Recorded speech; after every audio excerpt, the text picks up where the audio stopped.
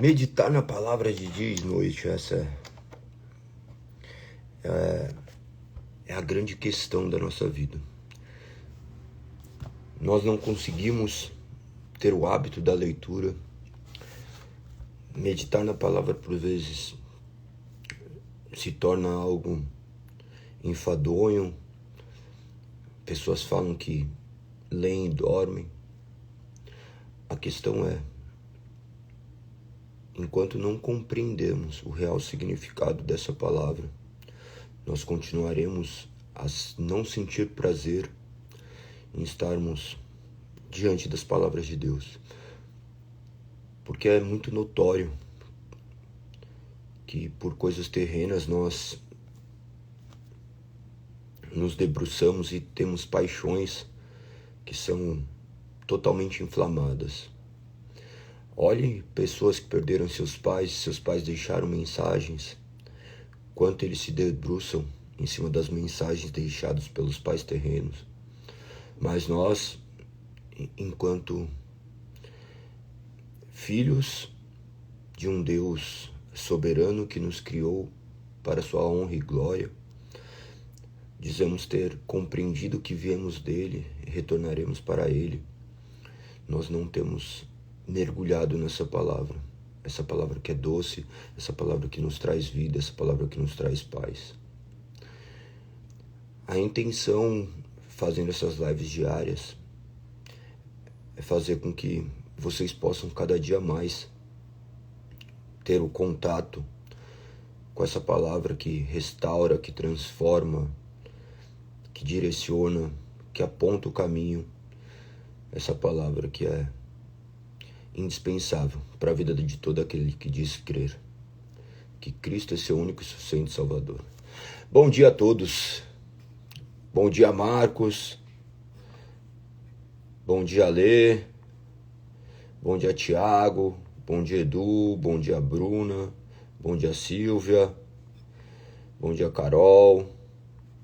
Bom dia a todos. Daqui a pouco nós temos culto. Todo domingo, às 10 horas da manhã, 9h30 começa o nosso café da manhã. Também nós temos nosso encontro às terças-feiras. Nós temos culto às terças e domingo, todos os dias, sem falhar, né? Aqui na internet também, falando um pouco da palavra de Deus. Que Deus seja nosso alicerce, que essa palavra seja a lâmpada para os nossos pés. Olha o que diz aqui no Salmo 119, salmo que nós vamos meditar hoje. Como são doces as tuas palavras, são mais doces que o mel. Salmo 119, verso 103. Nós estamos vendo aqui o salmista manifestando o amor à lei. Falando que ele pensa na palavra o tempo inteiro. Essas palavras que o fazem sábio, que faz com que ele se sobreponha acima dos inimigos, o faz um homem prudente, mais prudente do que homens que já estão mais maduros em idade, mas que não se valem da palavra como seu alicerce. Ele se recusando diariamente de andar em caminhos que são completamente maus, a fim de obedecer essa palavra. Mesmo diante das adversidades, ele não havia se afastado dessa palavra. Não porque ele era bom, mas porque ele havia se curvado diante da soberania de Deus e sabia que Deus que havia o instruído. Porque sem Deus, mediante o poder que há no Santo Espírito, tomar a nossa mente e o nosso coração, nós continuaremos inimigos de Deus. Talvez nós conheceremos a Bíblia, nós conheceremos uma palavra, mas não a palavra que traz vida e que transforma. O homem pode ser guiado por um cabresto, mas ser transformado pelo Espírito que te faz livre é uma obra soberana de Deus. Talvez homens possam falar para você acerca de uma palavra e você entender essa palavra de maneira moral, você ser uma pessoa moralmente correta. Mas a questão é que Deus não veio te fazer moralmente correto. Ele veio te fazer um homem morto, onde não é mais você que vive, mas Cristo vive por intermédio da sua vida. Que você possa compreender essas palavras, entendendo que somente essas palavras podem te trazer vida e te libertar de você mesmo. Este salmista, ele menciona neste salmo que acabamos de ler, que essas palavras eram doces. Embora amargas, elas eram doces. Palavras que são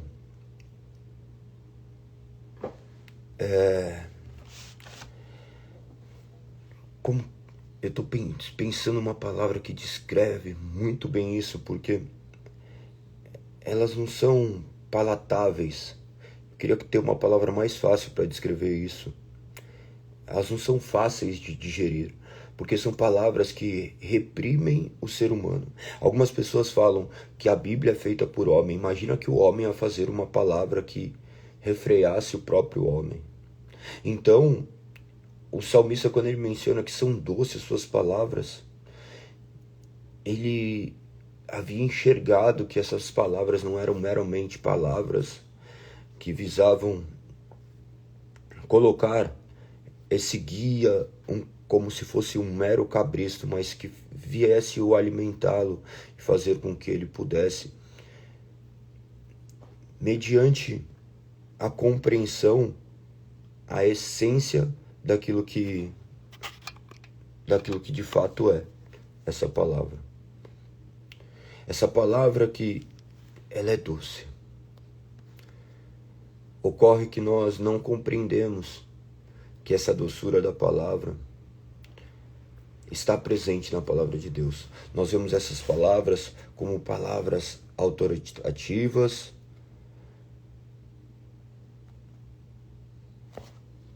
calma aí, deixa eu ver o que está acontecendo. Falou que tá ruim o áudio. Tá ruim o áudio no sentido de... Em qual sentido? Vê aí. O pior é que eu não sei o que fazer para melhorar, também não vai adiantar, só se eu fechar e abrir a live. Então dê o feedback do que está acontecendo. Mandei aí nos comentários, que daí eu tento acertar. Mas enfim. Ah, perfeito, tá com delay.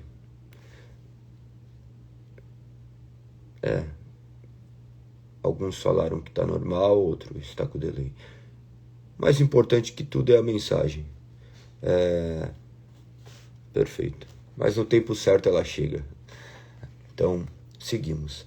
Então, imagina o salmista, ele manifestando todo o seu prazer nessa palavra.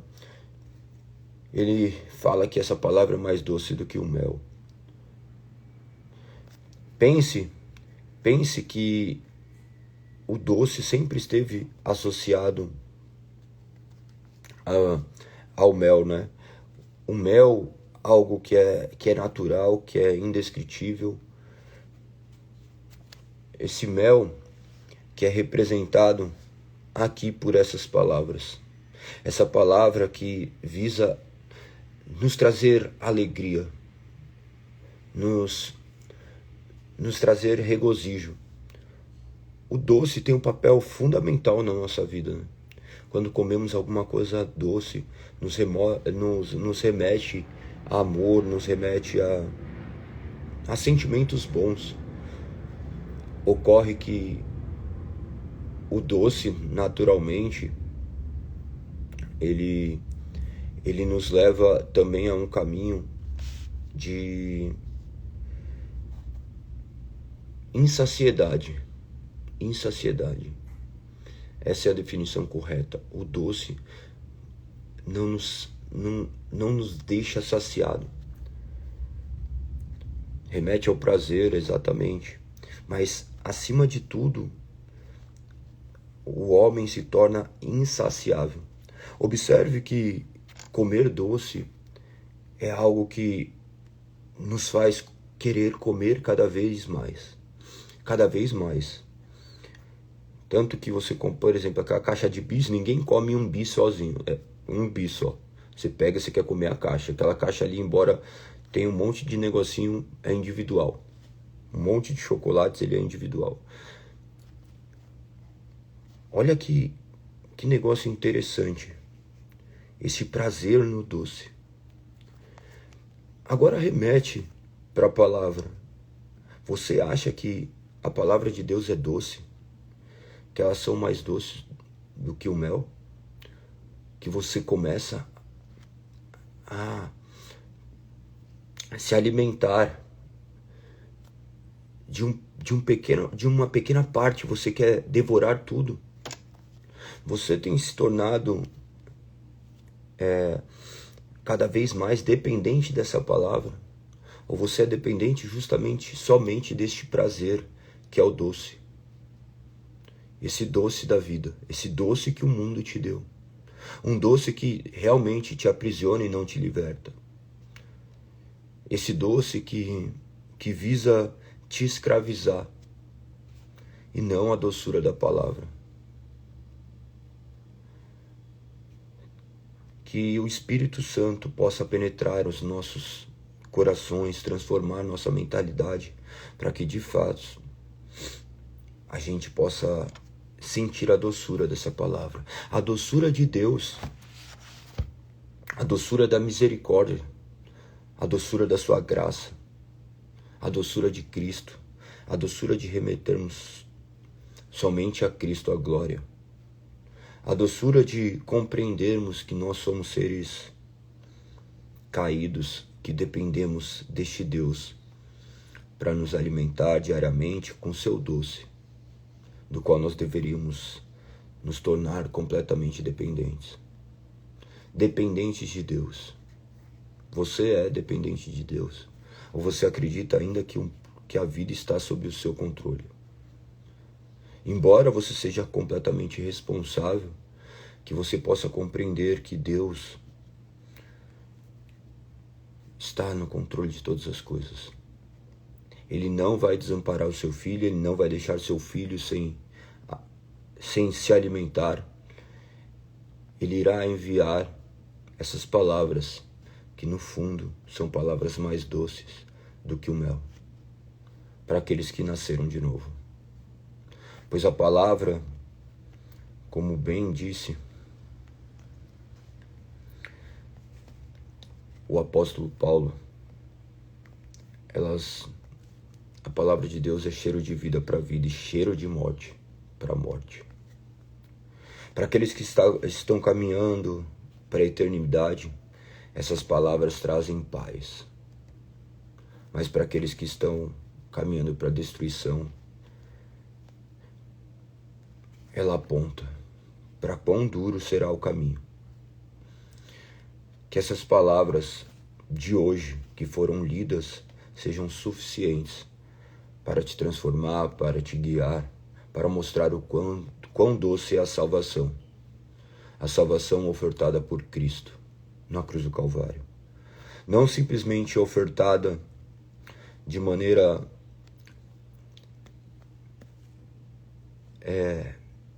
universal, mas aplicada de maneira específica a todos aqueles do quais ele havia prometido morrer. O povo que ele haveria de fazer seu, que nós temos visto tão bem meditando nessa palavra. Que nós possamos meditar nessas palavras dia e noite e compreendemos quão doce é a palavra de Deus. Essa doçura que se manifesta através do quase extermínio da raça humana, a qual Deus deveria ter exterminado, mas mediante a sua doçura e o seu amor não permitiram fazer. Ele viu a oportunidade de manifestar a sua grandeza, de fazer um povo para si, um povo que não merecia ser feito, um povo que não possui méritos em deterem este amor que é entregue 100% incondicional. Você foi amado por Deus não pelo que você é, mas pelo que Ele é. Ele deveria ter fulminado toda a existência humana e existido em si só, por ele é autoexistente e autossuficiente, mas ainda assim ele escolheu fazer um povo para si, um povo do qual você agora é chamado a fazer parte. A doçura de Deus, mediante as águas do dilúvio, Deus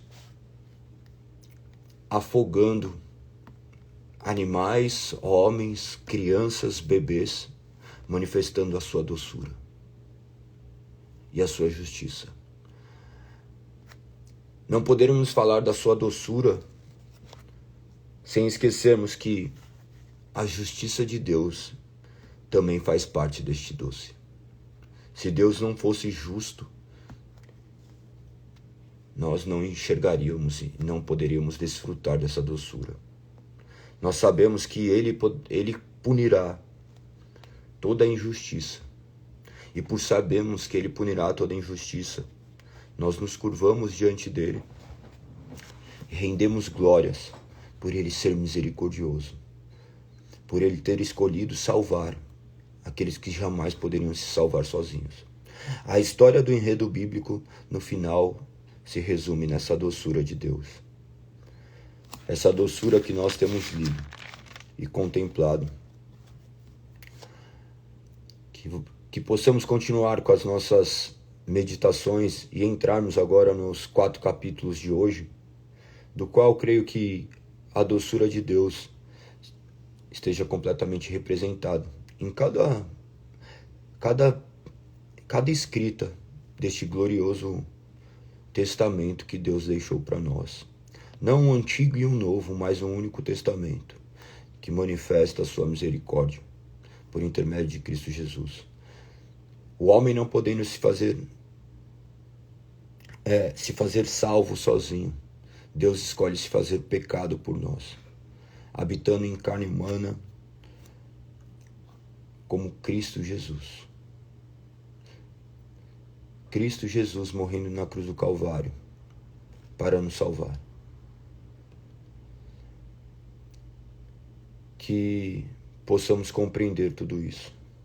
A cruz do Calvário que fez o homem filho de Deus, que mata o único filho de Deus, o filho unigênito, para fazer milhares incontáveis de filhos por intermédio do poder do Espírito Santo.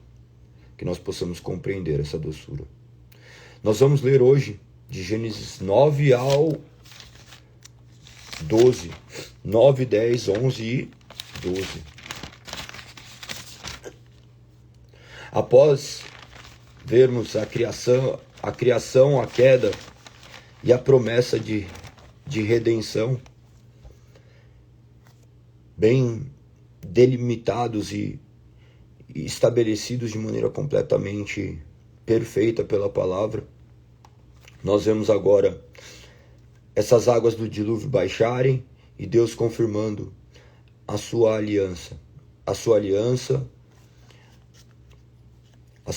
aqui, essa aliança noética por intermédio de Noé, onde ele prometia não mais exterminar a raça humana.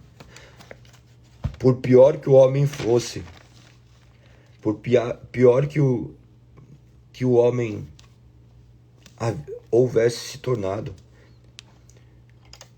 mediante a sua livre capacidade de ser, né? O homem não manifesta todo o seu poder maligno. Nós vemos ali em Gênesis, no capítulo 6, que havia aumentado a perversidade dos seres humanos, de maneira que todos os seus pensamentos e propósitos eram sempre inteiramente maus.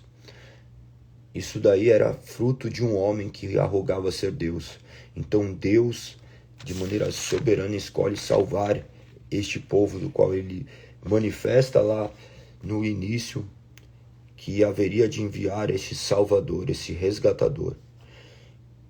E depois nós podemos ver do qual já foi enviado, que é o Espírito Santo que nos convence agora de quem nós somos. E nós vemos que isso daí houve uma história, houve um enredo para tudo isso. Então não basta simplesmente entrarmos, sentarmos em umas cadeiras ou abrirmos uma Bíblia e lermos como um livro místico, mas entendermos este grande enredo da salvação, essa história da salvação. Ali no capítulo 9, nós vemos Deus abençoando Noé e seus filhos, ordenando que eles fossem férteis e multiplicassem. Mas ser férteis, está escrito no primeiro verso do capítulo 9 para eles: sejam férteis e multipliquem e encham a terra. Observe que o homem não tem a capacidade sequer de ser fértil. Você teve filho quando você quis? Você falou assim: hoje eu vou engravidar. Eventualmente uma pessoa ou outra ocorre dessa forma, porque a sua vontade se assemelhou a de Deus. Mas quantos ventres não podem gerar filhos e não podem multiplicar? Somente Deus que pode tornar o homem fértil e fazer com que haja multiplicação. Embora o homem possa ter relações, nada ocorre fora da vontade de Deus. A multiplicação do homem não pode fazer com que um homem se multiplique gerando filhos de Deus. Olha que louco isso, né? Eu posso gerar um filho, mas somente Deus pode gerar filhos dele. Até mesmo do ponto de vista divino, até mesmo eu gerar um filho não é uma obra minha. Somos completamente dependentes de Deus. Quantas vezes você já foi aos médicos e o médico falou: até aqui eu posso fazer, daqui eu não posso? Ore. Se você crê, ore.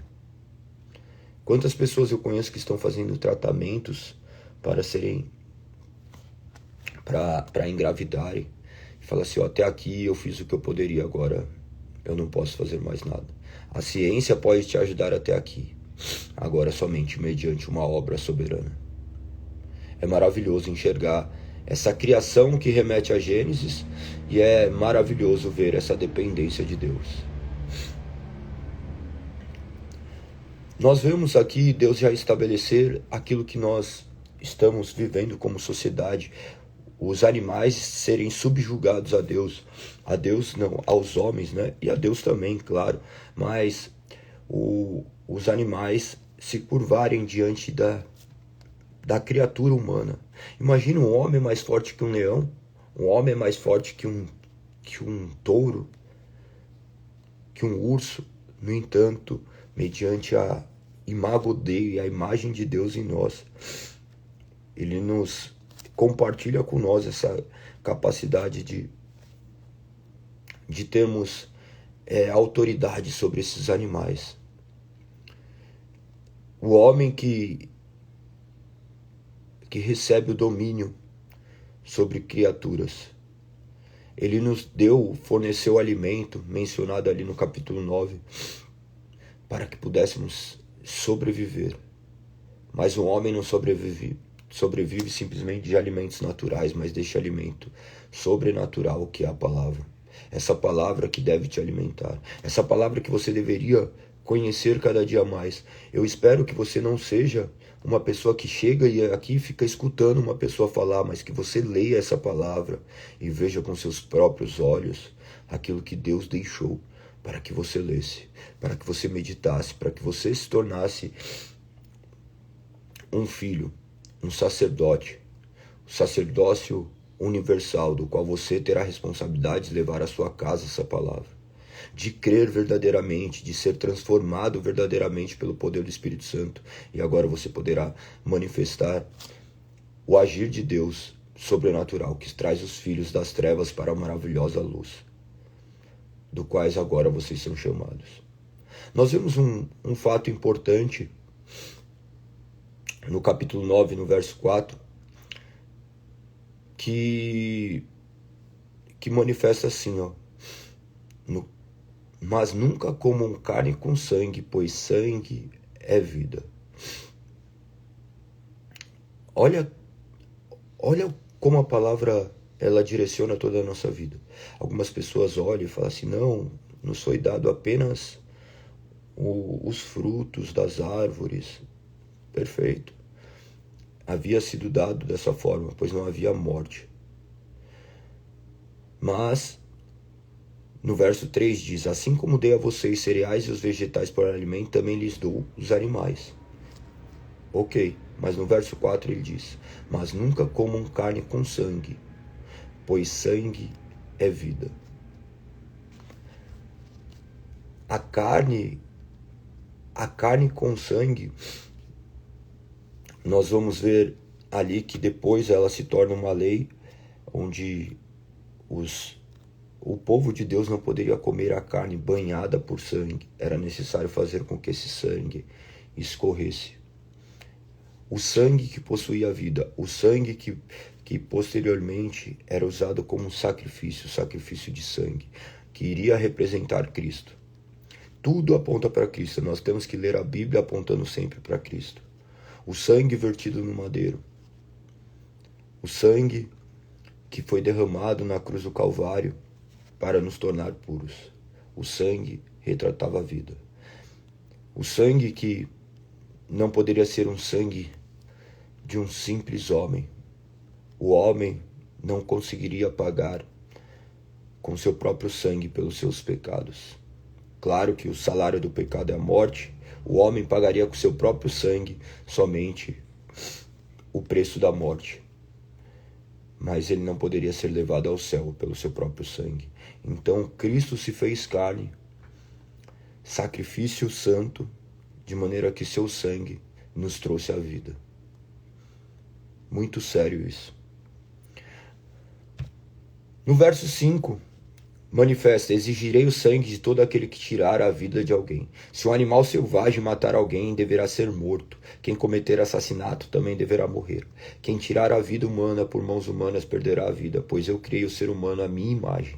Aqui que nós retratamos a imagem de Deus. Isso daqui é chamado, como eu mencionei há pouco tempo, imago Dei. Imagem de Deus.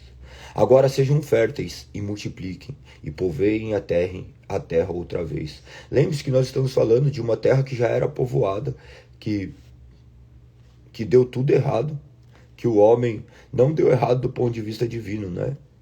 Porque Deus sabia justamente a natureza humana como seria, como se tornaria. Então, justamente por saber a natureza humana, ele já havia estabelecido desde antes da fundação do mundo este plano redentor. Nós vemos aqui o homem sempre fugindo de Deus. No Éden, o homem já se corrompe, o primeiro Adão, fazendo com que o pecado penetrasse em todo ser humano, filhos do pecado, todos ali em Adão, herdamos o pecado. Não um pecado que é derivado simplesmente de Adão, mas é um pecado do qual eu mesmo também sou completamente, inteiramente responsável. Daí nós vemos, Deus poderia ter fulminado Adão naquele exato momento e resetado a criação, ficado somente com os anjos, do quais nem os anjos escaparam de se rebelarem. Poderia ter ficado simplesmente sozinho, pois ele é autossuficiente, como foi mencionado. Ainda ele vai mais uma chance para a humanidade. Ele não mata a humanidade, ele não extermina a humanidade, ele manifesta a sua misericórdia, falando que haveria de vir um descendente e o homem não conseguia entender isso. Então vem a humanidade se propagando, crescendo, se multiplicando e as suas iniquidades continuando sempre a florescer.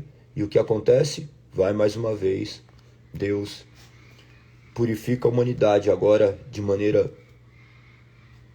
última, não exterminando mais o ser humano por intermédio da água, e sim agora a última exterminação, como nós vimos em Apocalipse, será por intermédio do fogo.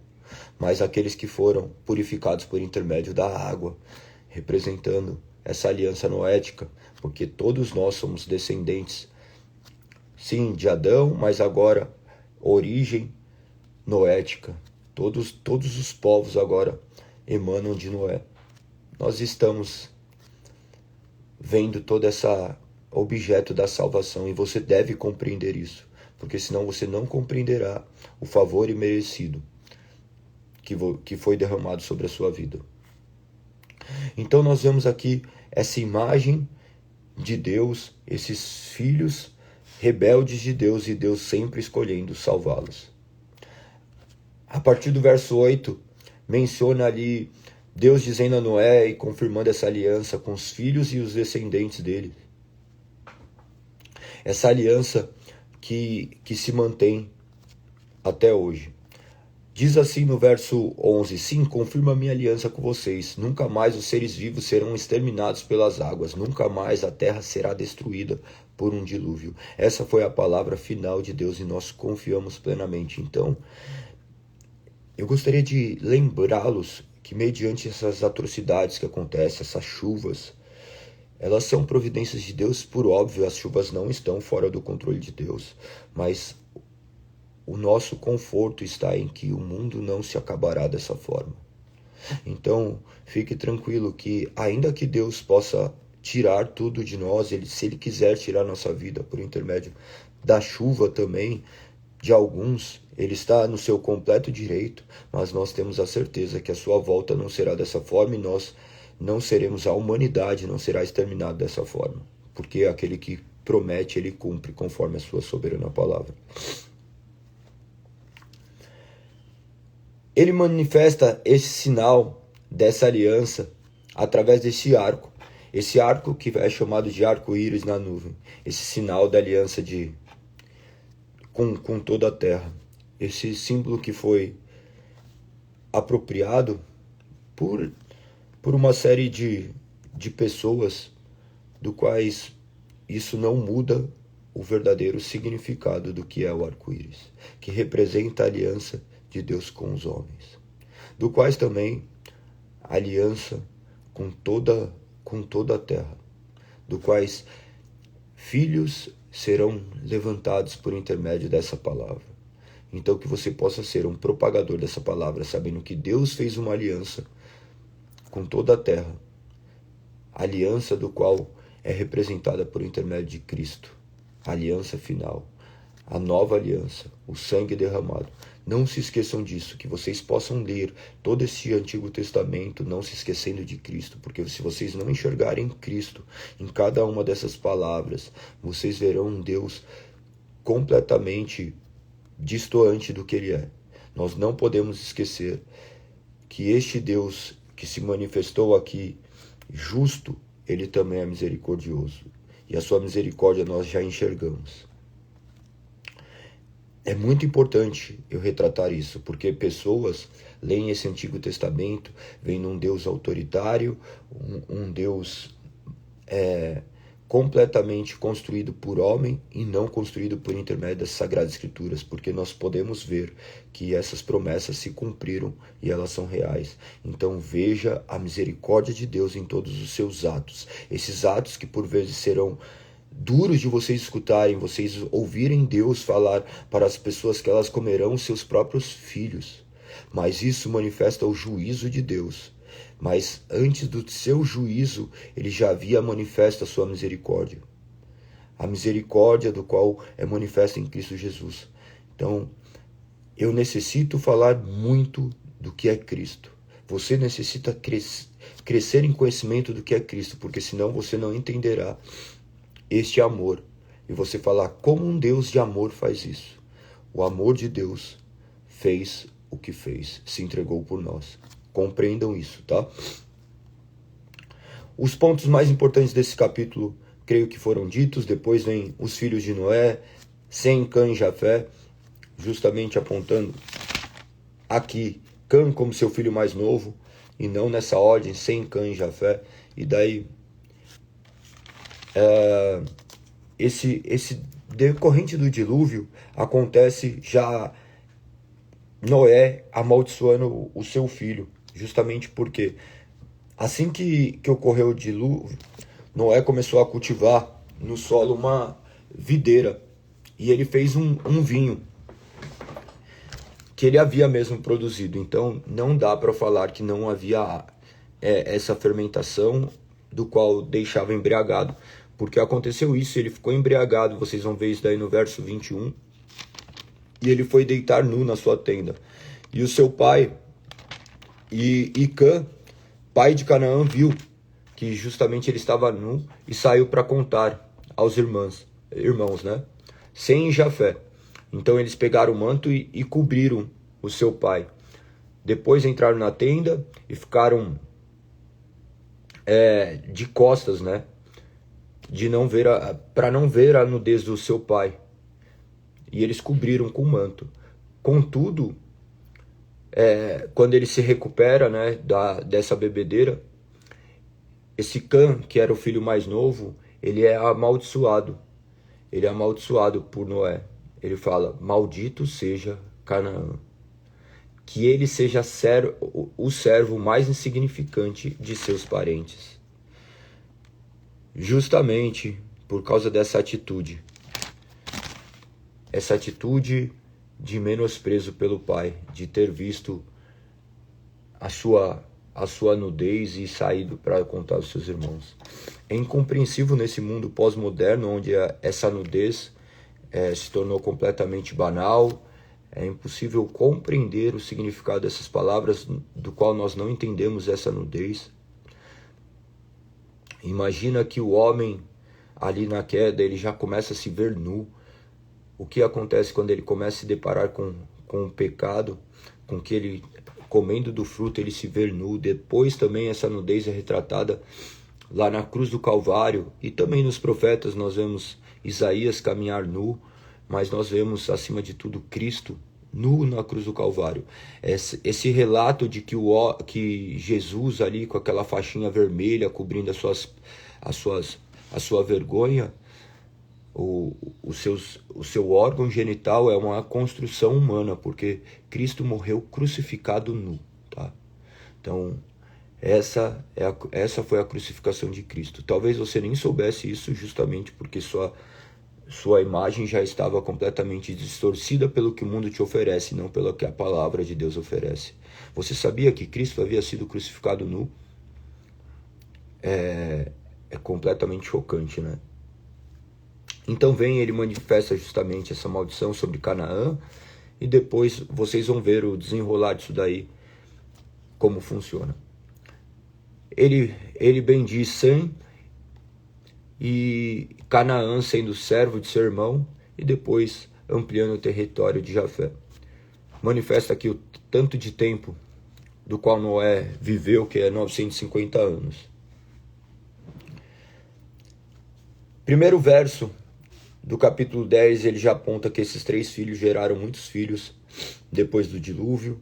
Então todos os povos agora são descendentes dessas 3 gerações, né? Unicamente primeiro de Noé. Nós vamos ver a linha genealógica a partir de Noé. Então depois vocês vão ler ali o capítulo 10, vocês vão ler os filhos. Isso daqui, gente, não se preocupem, tá? Em lerem.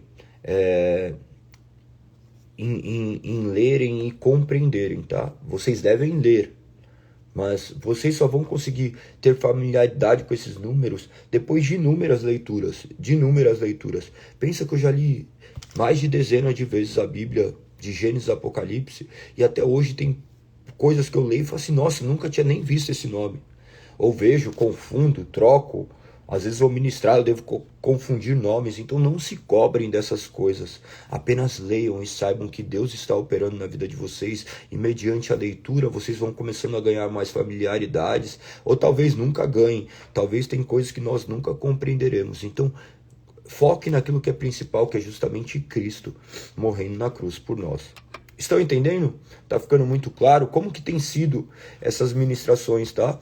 Que no final das contas se tornam ministrações, claro que um pouco mais abrangentes, mas a intenção é passar um panorama um pouco mais global para que vocês consigam ter uma visão um pouco mais abrangente. Isso daí é chamado de cosmovisão, visão de mundo, a visão que é impactada e deveria ser impactado emanando da palavra.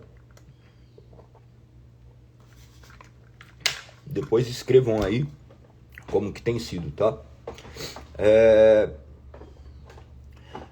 Capítulo 11, acerca da Torre de Babel. Aqui vem algo muito primordial para as nossas vidas. Olha o que diz.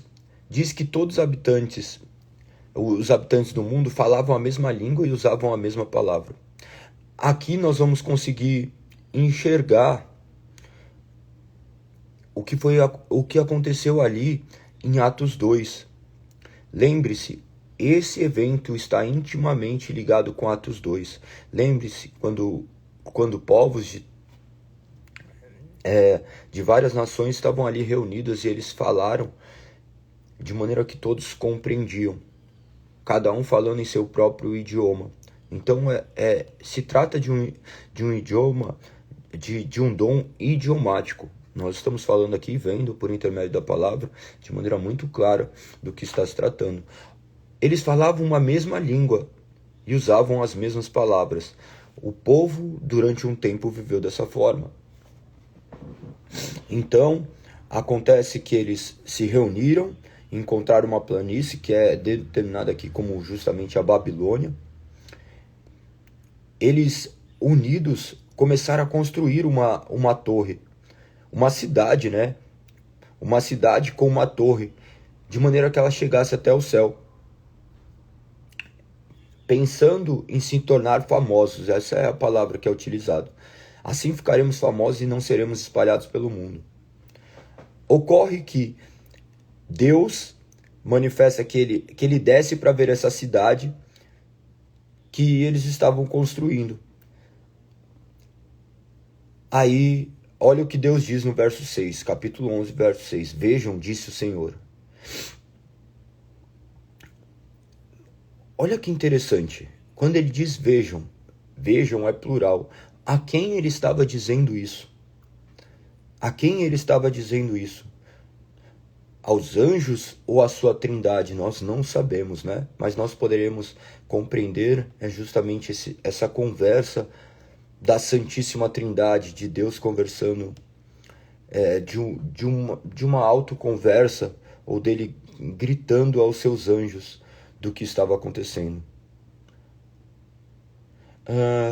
Olha que interessante, Almeida Fabi disse, não foi porque eles estavam com medo das chuvas, não?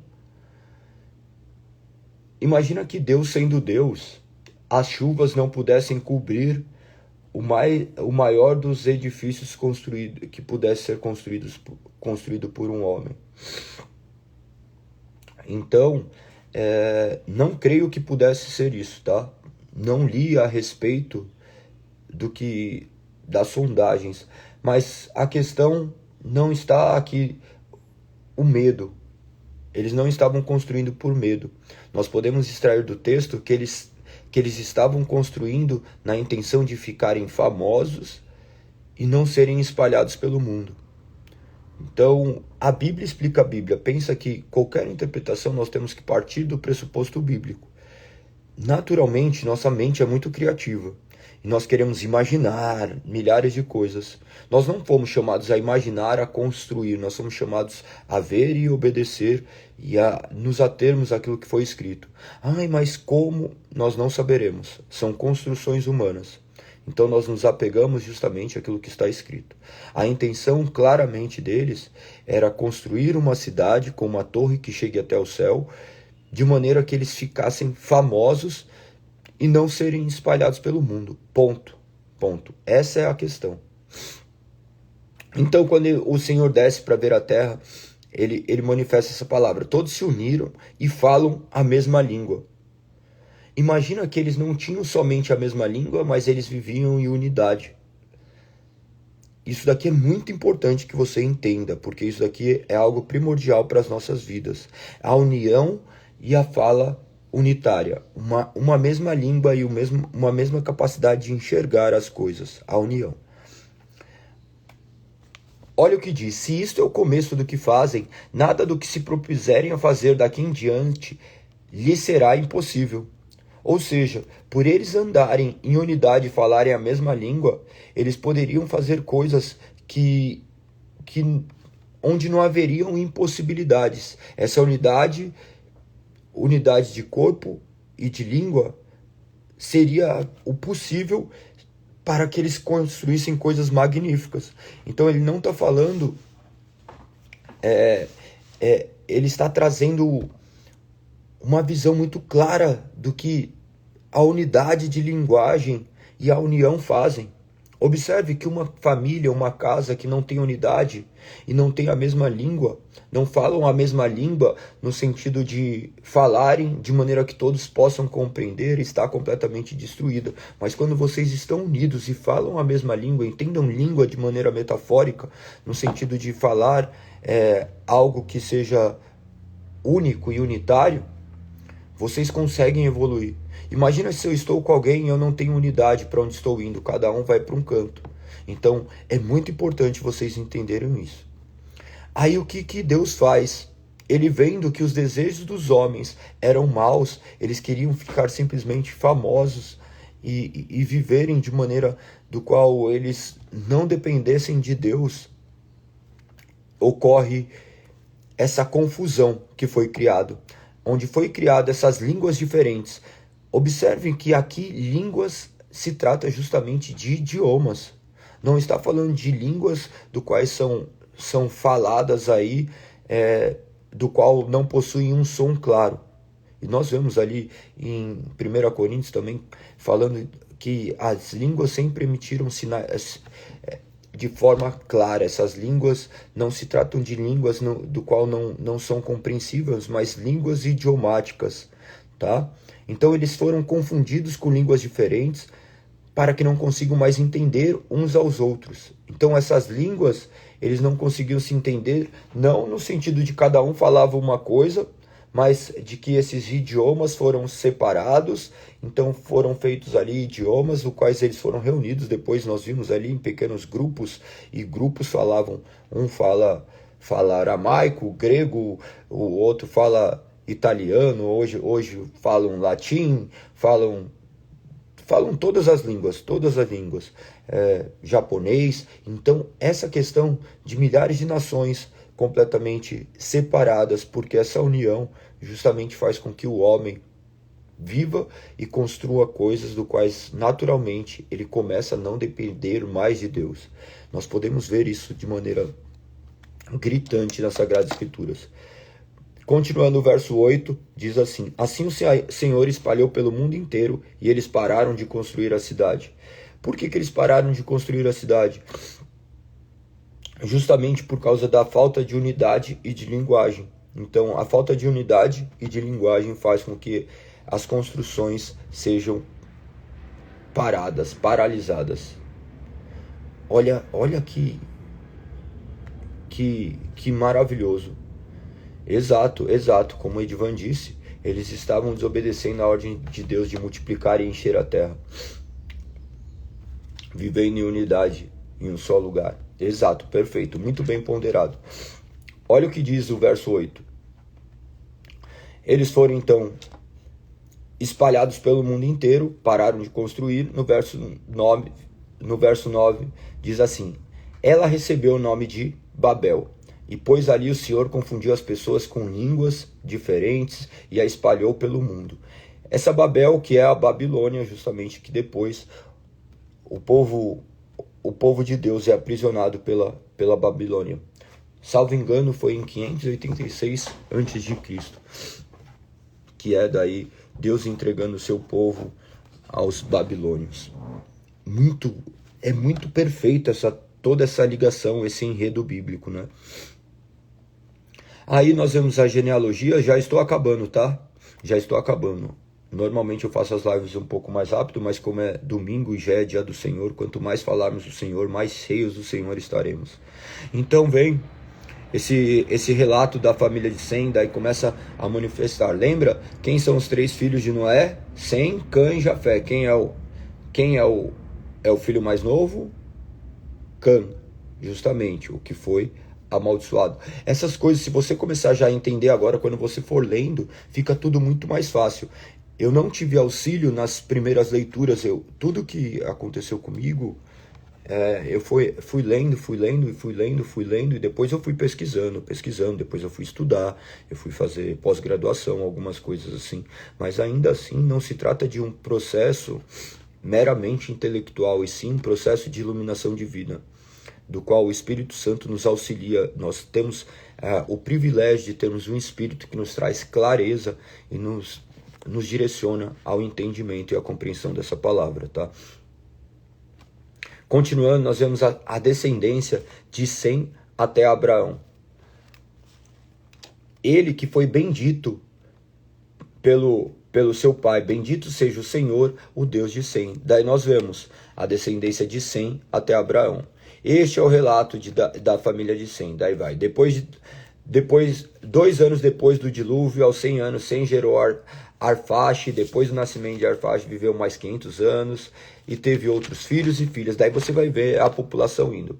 Daí ele vai, até que ele vai chegar no verso 24, aos 29 anos, Naor gerou Terá. Depois do nascimento de Terá, Naor viveu mais 119 anos, teve filhos e filhas. Depois que completou 700 anos, Terá gerou Abraão, Naor e Harã. Esse daqui é muito importante vocês também terem, porque se trata justamente do pai de Abraão e dos irmãos de Abraão, Naor e Harã. Harã, que vocês vão ver também depois, que nesse mesmo capítulo, que era o pai de Ló, aquele de Ur dos Caldeus. Vocês têm que prestar muita atenção em um negócio que naturalmente você não vai conseguir também enxergar, e só depois, com mais clareza, vocês iriam conseguir enxergar. Eu gostaria de manifestar aqui para você. Olha que interessante no verso 29. Tanto Abraão como Naor se casaram. Lembre-se que Arão foi morto, tá? Arão morreu na sua terra de Ur dos Caldeus. Daí vai. Tanto Abraão como Naor se casaram. A mulher de Abraão se chamava Sarai e a mulher de Naor, Milca. Aí vem Milca depois. Milca e sua irmã Isca eram filhas de Harã, irmã de Naor. Olha que interessante. Olha que interessante. Então, nós vemos ali familiares se relacionando. Então, isso é algo incompreensível na nossa mente hoje, tá? Do qual não é nem lícito para nós, inclusive até por lei. É muito interessante isso, é muito interessante. Daí você vê justamente essa purificação dessa linhagem, essa providência de Deus purificando toda a sua linhagem, de maneira do que o seu sangue não fosse justamente misturado. Sarai, porém, não conseguia engravidar e não tinha filhos. Sarai, que era a mulher de Abraão. Então, verso 31 diz do capítulo 11: certo dia Terá tomou seu filho Abraão, sua nora Sarai, mulher de seu filho Abraão, e seu neto Ló, filho de seu filho Harã. Então, Ló era irmão de Milca e de Isca, e se mudou para Ur dos Caldeus. Partiram em direção à terra de Canaã, mas pararam em Harã e se estabeleceram ali. Terá viveu 205 anos e morreu enquanto ainda estava em Harã. Imagina que as terras tiveram o nome desses primeiros homens aí, né? Desses homens que ali chegavam e as coisas iam tomando seus primeiros nomes. É muito interessante essa questão de nomes. Vocês vão verificar depois que os nomes daquelas pessoas que fizeram sempre se tornaram grandes no sentido de se tornarem relevantes, conhecidos. Diversos tipos de atividades, elas são atribuídas às pessoas que fizeram. Por exemplo, para você conseguir entender que é mais claro, Band-Aid, por exemplo. Band-Aid é um curativo, mas o nome se tornou muito mais conhecido do que propriamente o curativo. E assim foi também nesse tempo. Chegava pessoas que se tornavam preponderantes e se tornavam conhecidos e eram dados aos nomes dessa terra. Então tudo tem uma origem. É muito legal estudar sobre isso. Depois vocês podem se aprofundar mais nisso e vocês verão. Depois eu posso até compartilhar com vocês ali na lista de transmissão esse tipo de coisa. Mas eu tenho deixado lá coisas mais básicas. terminando o último capítulo de o chamado de Abraão, do qual eu gostaria de ler de maneira integral esse último capítulo, tá? Que vem justamente a promessa. O Senhor tinha dito a Abraão: deixe a sua terra natal, seus parentes e a família de seu pai, e vá à terra que eu lhe mostrarei. Farei de você uma grande nação, o abençoarei e tornarei famoso, e você será uma bênção para outros. Abençoarei os que o abençoarem, e amaldiçoarei os que o amaldiçoarem. Por meio de você, todas as famílias da terra serão abençoadas. O que Abraão havia feito aqui para receber essa bênção de Deus? Vocês conseguem enxergar Abraão agindo de alguma forma, falando do qual ele foi merecedor de algo aqui? Leiam e releiam e tentem enxergar. Vocês não vão enxergar. Vocês não vão conseguir encontrar. E Noé, o que Noé fez? O que Noé fez? Noé não fez nada. Noé também não fez nada. Noé havia sido preservado por Deus para ser um homem justo e uma pessoa íntegra, porque Deus havia justamente, por intermédio do seu imerecido amor, o preservado. Então, tudo provém de Deus. Tudo provém de Deus. Nós vemos aqui Deus chamando Abraão não por causa daquilo que ele havia feito, mas justamente por causa desse seu desejo e da sua prerrogativa de salvar. E nós vemos as características de Abraão. Vocês vão ver logo aqui um homem falho que ele era, mas o favor de Deus sobre a sua vida. Verso 4 diz: então Abraão partiu como o Senhor havia instruído, e Ló foi com ele. Abraão tinha 75 anos quando saiu de Harã. Tomou sua mulher Sarai, seu sobrinho Ló, e todos seus bens e os rebanhos dos servos que havia agregado à sua casa em Harã, e seguiu para a terra de Canaã. Quando chegaram a Canaã, Abraão atravessou a terra de Siquém, onde o acompanhou junto ao carvalho de Moré. Naquele tempo, os cananeus habitavam a região. Olha que maravilhoso isso. O Senhor tinha dito a Abraão. Como o Senhor disse a Abraão? Não sei. Não sei. São suposições, são imaginações, mas nós temos claro aqui que Deus falava com Abraão. Nós vemos por vezes ele aparecer em teofanias, que é em carnes humanas, às vezes vozes que apareciam, sonhos. Este era o meio da revelação de Deus. Então essa revelação progressiva de Deus, nós vemos ali em Gênesis, a revelação progressiva de Deus. Já Deus caminhando com Adão no jardim. Então ela foi mudando ao longo do tempo. E por fim, nós vemos ali que nós já lemos isso em Hebreus 1, que Deus falou de diversas formas. Vamos até abrir aqui, eu vou ler mais uma vez para vocês que está em Hebreus 1:1, para que fique isso bem cravado em vocês, e vocês não comecem a andar por aí acreditando, eu ouvi a voz de Deus, Deus falou. Uma coisa é compreendermos dentro do nosso entendimento a voz de Deus, outra coisa é nós falarmos que escutamos essa voz de Deus. O ser humano tem essa necessidade de se sentir especial, tá? Nós vemos que Deus falou de maneira única, exclusiva a um povo, porque ele não havia ainda deixado a sua palavra. Porque se nós arrogarmos que essa voz de Deus ainda fala, nós invalidaremos o princípio básico da fé protestante, que é a sola escritura, que nós somos guiados pela voz da palavra de Deus, que a palavra de Deus emana das Sagradas Escrituras, e ela é a voz autoritativa de Deus. Como nós poderemos provar que é Deus? Se foi Deus que falou, nós poderemos escrever mais um novo capítulo da Bíblia, o que seria um completo equívoco, tá bom? Olha ali Hebreus 1:1. Por muito tempo Deus falou várias vezes e de diversas maneiras a nossos antepassados por meio dos profetas. Deus falou várias vezes e de diversas maneiras a nossos antepassados por meio dos profetas. E agora, nesses últimos dias, ele nos falou por meio do Filho, a qual ele designou como herdeiro de todas as coisas e por meio de quem criou o universo. Daí ele traz as características ali. O Filho irradia a glória de Deus, expressa de forma exata o que é Deus. E com sua palavra poderosa sustenta todas as coisas. A sua palavra poderosa, claro que essa palavra ainda que metafórica também é manifesta aqui, materializada por intermédio das Sagradas Escrituras. a palavra perfeita de Deus. Nós temos aqui o que é perfeito. Nós não confiamos naquilo que é imperfeito. O que é imperfeito? O pensamento humano. Nossos pensamentos são caídos. Nossas imaginações são caídas.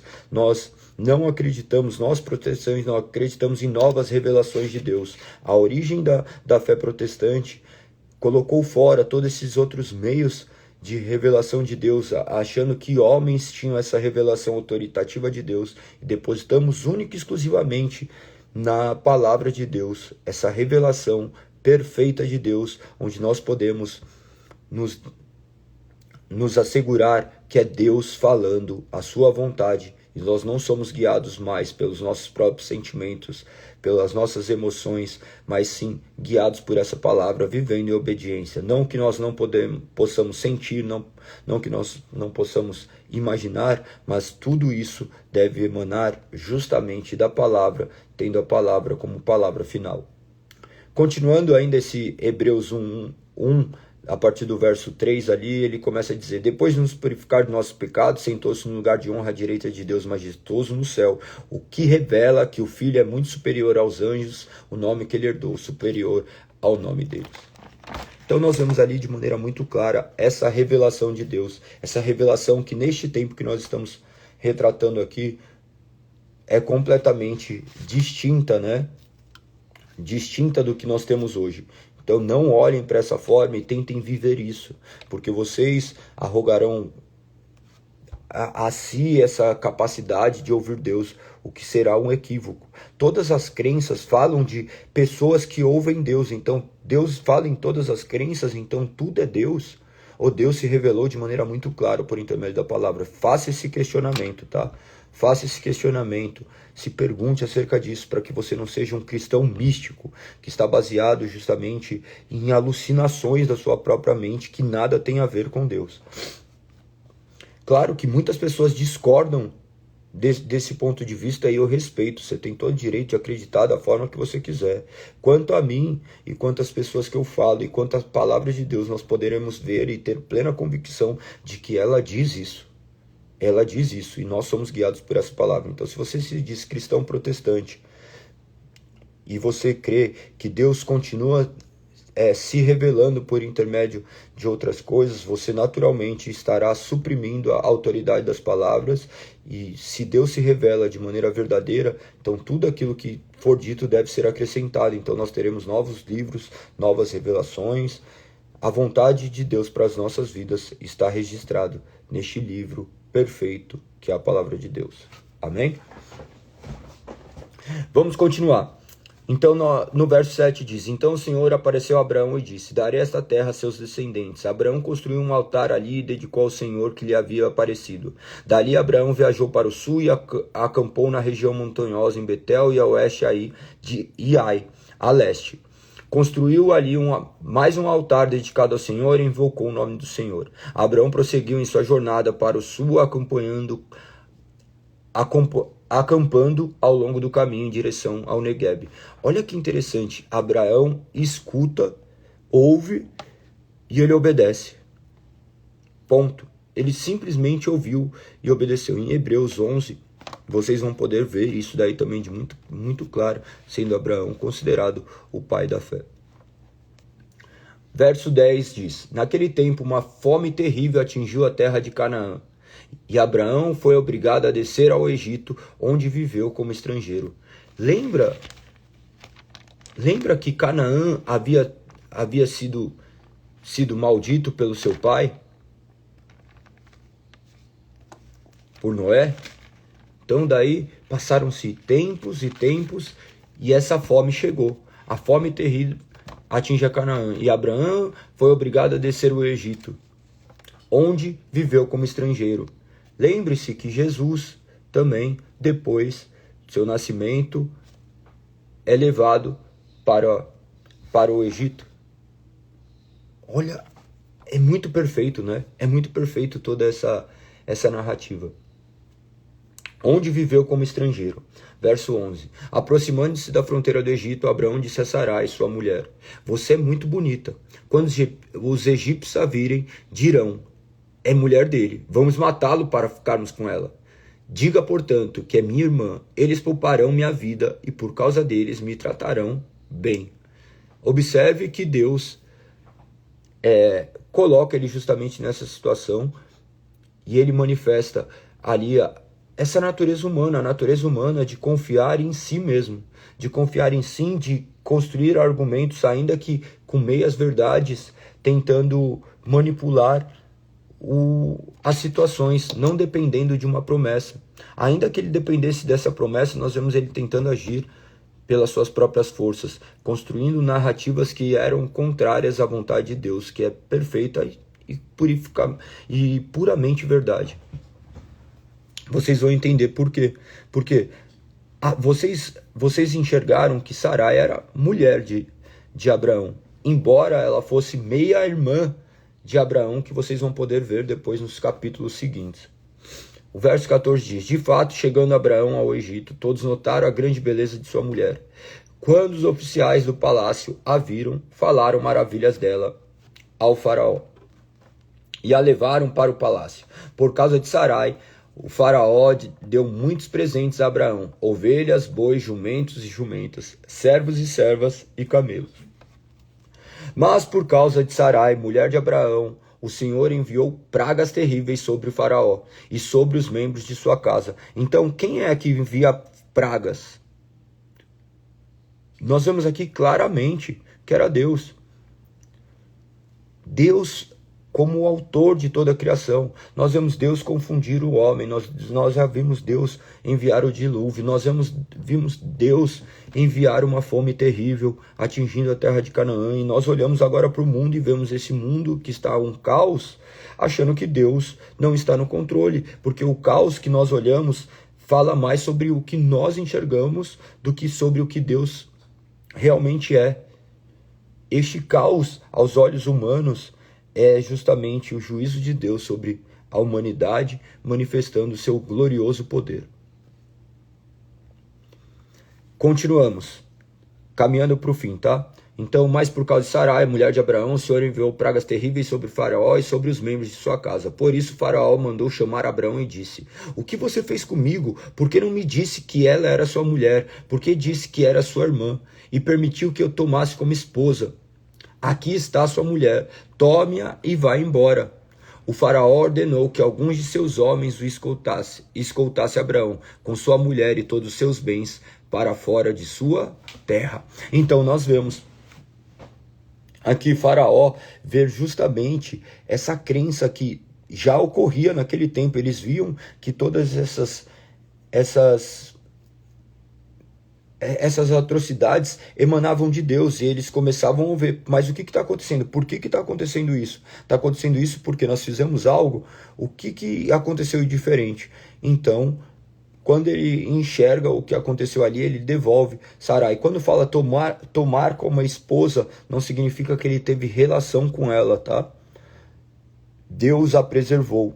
Deus a preservou. Não houve relacionamento. Ele não chegou a conhecer Sarai. A questão da palavra bíblica que é utilizada para o relacionamento é de conhecer. Então, ele simplesmente a recebeu como esposa, mas ainda ele não havia consumado. O ato de consumação de alguém como esposa é um relacionamento sexual. Então, se você se deitou com alguém, você se tornou um com ele, você se tornou esposa dele, segundo o padrão bíblico. Olha isso, como nós somos corrompidos. Quantas pessoas podem arrogar a si ser homens e mulheres de uma pessoa só? Então, essa é a nossa corrupção humana que nós carregamos e teremos que conviver com isso. Mas glória a Deus por ele ser misericordioso e ele tornar novo todas as coisas. Então, eu creio que esses são os pontos primordiais até aqui. Eu tenho me aprofundado um pouquinho mais aqui em Gênesis, justamente porque ele vai nortear toda a sua visão do restante do Antigo Testamento. Que vocês possam ter compreendido. Obrigado por ficarem tanto tempo aí comigo. E compartilhe com o máximo de pessoas que você puder essa live, até mesmo a título de conhecimento, para que eles possam compreender coisas que talvez eles ouviram de maneira superficial, entender esses chamados de Abraão, da sua esposa que era estéril, que tinha dificuldades em engravidar, que não conseguia engravidar, e posteriormente nós vamos ver aquilo que Deus fez. Que Deus seja louvado, engrandecido hoje e eternamente. Tamo junto. Não se esqueçam que hoje nós temos culto às 10 horas ali no Brooklyn, Rua Breja Alegre, 138. Você está convidado a fazer parte. Compartilhe com o máximo de pessoas que você puder. Tem ali na lista de transmissão, eu compartilhei já quais são os 4 capítulos da Bíblia. Se você clicar ali do lado, você pode compartilhar no seu Stories. Galego, mas eu não tenho seguidores. Não estou falando de seguidores, estou falando de pessoas próximas a você. Às vezes a gente olha, tem um monte de pessoa, tem um monte de seguidor, nem sei quem são. A questão é que as pessoas que vão se aproximar de mim são justamente as pessoas mais próximas. E elas são as pessoas próximas, elas são meus próximos. Nós não estamos preocupados com números. Eu quero que você seja um propagador do Evangelho, que você tenha conhecimento para falar do Evangelho, que você tenha profundidade para falar do Evangelho, que você saiba tanto quanto um grande teólogo. E isso você verá que você não precisa de nada a não ser do Espírito Santo de Deus derramado sobre a sua vida e que você mergulhe nas Sagradas Escrituras. Não existe processo de transformação sem as Sagradas Escrituras. As Sagradas Escrituras nos lava e nos purifica mediante o poder do agir do Espírito Santo. Então que você seja cheio do Espírito Santo, que você tenha um domingo abençoado, que vocês possam ser propagadores do reino, dessa palavra de Deus. Coloque ali, se você não quiser marcar nada, só tirar os capítulos e colocar ali, coloque para eles. Não é essa a questão é mais vocês compartilharem dessas palavras, falarem do amor de Deus. Que vocês sejam promulgadores, aqueles que vão falar do reino, do qual nós somos feitos filhos, pela obra misericordiosa de Deus, manifesta na cruz do Calvário. Tamo junto, que Deus os abençoe, que a presença do Espírito Santo os acompanhe onde quer que estejam. Um beijo no coração, tamo junto, até amanhã, 5h59, 6 horas, 6h01, mas eu vou estar aqui, se Deus permitir, que Ele seja glorificado hoje eternamente. Tamo junto.